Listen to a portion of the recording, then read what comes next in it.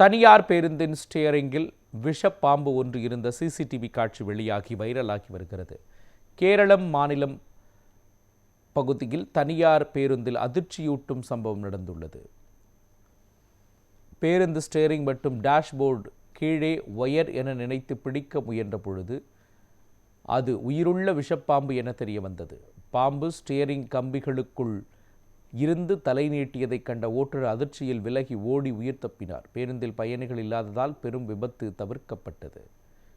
பின்னர் உள்ளூர் மக்களின் உதவியுடன் பாம்பு பிடிக்கப்பட்டது. சம்பவத்தின் சிசிடிவி காட்சிகள் தற்பொழுது சமூக வலைதளங்களில் வைரலாகி வருகிறது.